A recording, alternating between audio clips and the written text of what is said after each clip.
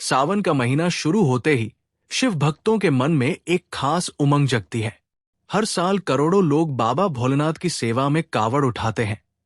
पर अगर आप पहली बार कावड़ उठाने की सोच रहे हैं, तो ये वीडियो खास आपके लिए है, क्योंकि पहली बार कावड़ उठाने का अनुभव जीवन भर के लिए यादगार होता है और साथ ही इसमें कुछ बातों का ध्यान रखना बेहद जरूरी होता है।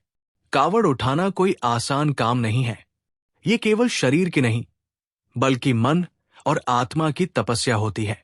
जब आप कावड़ उठाने निकलते हैं, तो आप केवल जल लेने नहीं जा रहे होते। आप बाबा की भक्ति में एक व्रत ले रहे होते हैं, एक नियम का संकल्प। इसलिए सबसे पहले आपको मन से खुद को तैयार करना होगा कि ये यात्रा एक आध्यात्मिक अनुष्ठान है, ना कि कोई पिकनिक। अब बात करते हैं तैयारी की। सबसे पहले जरूरी है कि आप अपनी शारीरिक क्षमता को पहचानें। अगर आप पहली बार जा रहे हैं, तो छोटी दूरी की कावड़ से शुरू करें, जैसे 15 से 30 किलोमीटर की यात्रा। लंबी दूरी की कावड़ के लिए शरीर का अभ्यास और पहले से तैयारी बहुत जरूरी होती है। चलने की आदत, गर्मी सहने की शक्ति और नियमों का पालन करना आपके अंदर होना चाहिए। कावड़ यात्रा के लिए सबसे पहले जरूरत होती है एक कावड़ की। ये आपको आपके स्थानीय मंदिर या कावड़ बाजार से मिल सकती है। आजकल प्लास्टिक, लोहे और बांस की कावड़ें मिलती है, लेकिन पहली बार के लिए हल्की और मजबूत कावड़ लेना ही बेहतर रहेगा। कावड़ लेते वक्त इस बात का ध्यान रखें कि वो संतुलित हो, एक तरफ भारी और दूसरी तरफ हल्की ना हो। दूसरी चीज है जल पात्र, जिससे आप गंगा जल लेकर चलेंगे। कोशिश करें कि ये तांबे या स्टील का हो और ढक्कन अच्छी तरह से बंद हो जाए। गंगा जल गिरना बहुत बड़ा अपशगुन माना जाता है, इसलिए इसे पूरी सावधानी से रखें।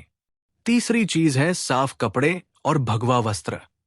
आमतौर पर कांवड़िए भगवा या लाल रंग के वस्त्र पहनते हैं, क्योंकि ये रंग भक्ति, त्याग और शक्ति का प्रतीक होते हैं। कपड़े ढीले, हल्के और पसीना सोखने वाले होने चाहिए, ताकि चलने में दिक्कत न हो। पर ध्यान रखें, कम से कम सामान लेकर चलें, ताकि वजन न बढ़े। अब आता है सबसे जरूरी हिस्सा, नियम और संयम। कावड़ यात्रा में मांसाहार, शराब, सिगरेट, गाली गलौज और बुरा आचरण पूरी तरह वर्जित है।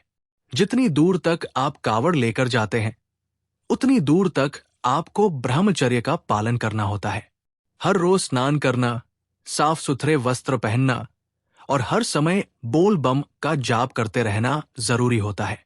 आप जहां से भी गंगा जल भरने जा रहे हैं, हरिद्वार, गंगोत्री, ऋषिकेश या कहीं और, वहां से जल लेने के बाद उसे जमीन पर नहीं रखना होता। जल को कंधे पर रखकर बिना थके और बिना जल गिराए सीधे अपने शिव मंदिर तक ले जाना होता है। बहुत से भक्त 2-2 दिन बिना रुके चलते हैं, लेकिन आप अपने सामर्थ्य के अनुसार चलें, पर नियम का पालन कभी न तोड़ें।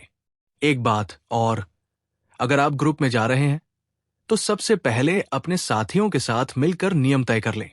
सब एक रफ्तार में चलें, एक दूसरे का साथ न छोड़ें। रास्ते में सेवा शिविर होते हैं, वहां भोजन, पानी, प्राथमिक उपचार की सुविधा मिलती है। पर ध्यान रहे, केवल जरूरत होने पर ही इनका लाभ लें, वरना यात्रा में ठहराव नहीं होना चाहिए। आपको भगवान भोलेनाथ का स्मरण करते हुए यात्रा करनी है। मन में सिर्फ बाबा का नाम, शरीर में सेवा का भाव और चेहरे पर शांति होनी चाहिए। अगर कोई भक्त थक गया है, तो उसे सहारा दें, जल पिलाएं। यही असली भक्ति है। कई जगहों पर कावड़ यात्रा के दौरान डीजे, माइक और तेज आवाज का उपयोग होता है, लेकिन असली कावड़ यात्रा शांति और साधना की होती है। अगर आपको लगता है कि तेज संगीत से दूसरों को असुविधा हो रही है, तो थोड़ा संयम बरतें। जब आप शिव मंदिर में पहुंचते हैं और बाबा को गंगाजल चढ़ाते हैं, वो पल अमूल्य होता है।